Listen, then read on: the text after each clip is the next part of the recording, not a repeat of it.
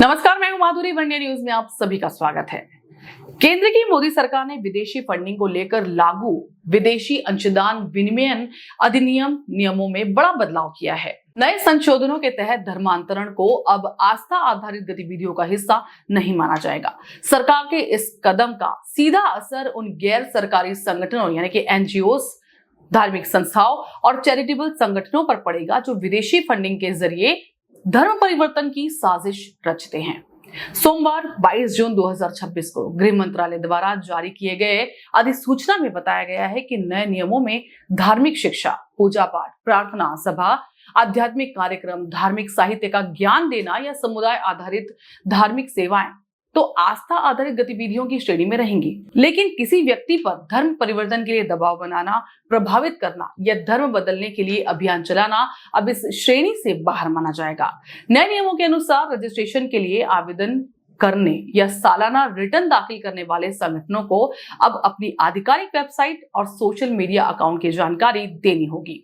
इन नियमों का मकसद ज्यादा पारदर्शिता लाना भी है, खासकर तब जब पैसा डोनर एडवाइज्ड फंड या पैसे भेजने के किसी दूसरे जरिए से आता है।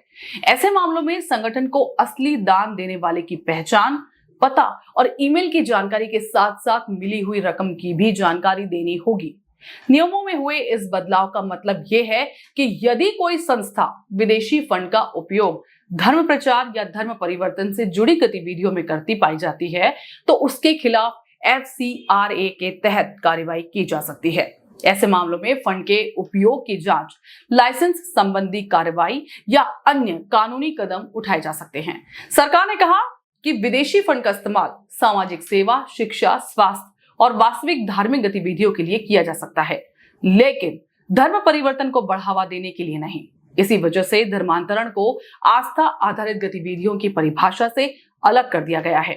गृह मंत्रालय लंबे समय से ये कहता रहा है कि विदेशी धन का उपयोग जबरन, प्रलोभन या अन्य माध्यमों से धार्मिक परिवर्तन के लिए नहीं होना चाहिए। इसी संदर्भ में पहले भी FCRA नियमों को सख्त किया गया था।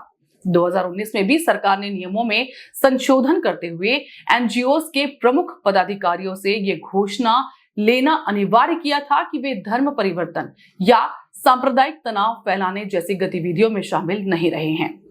हाल के FCRA संशोधन और संसद में हुई चर्चा के दौरान भी सरकार ने साफ संकेत दिए थे कि विदेशी फंड के कथित दुरुपयोग और धार्मिक परिवर्तन से जुड़े मामलों पर सख्त नजर रखी जाएगी।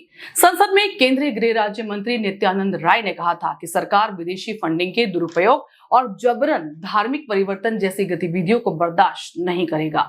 वहीं नए नियमों में बदलाव के लागू होने से ठीक 10 दिन पहले अमेरिकी सांसदों ने हाल ही में भारत सरकार द्वारा FCRA नियमों में किए गए बदलावों पर चिंता जताई गई थी। सीनेट की विदेश संबंधित समिति के प्रमुख जेम्स रिश ने कहा कि FCRA में प्रस्तावित बदलावों का सिविल सोसाइटी समूहों पर बुरा असर पड़ सकता है, जिनमें ईसाई संगठन भी शामिल हैं। उन्होंने इन बदलावों को बेहद चिंताजनक बताया, लेकिन भारत में इस कदम का बड़ा असर हो सकता है और धार्मिक गतिविधियों के नाम पर चलता गोरख धंधा बंद होगा और कई मासूम जिंदगियां इस तबाही से बच सकेंगी।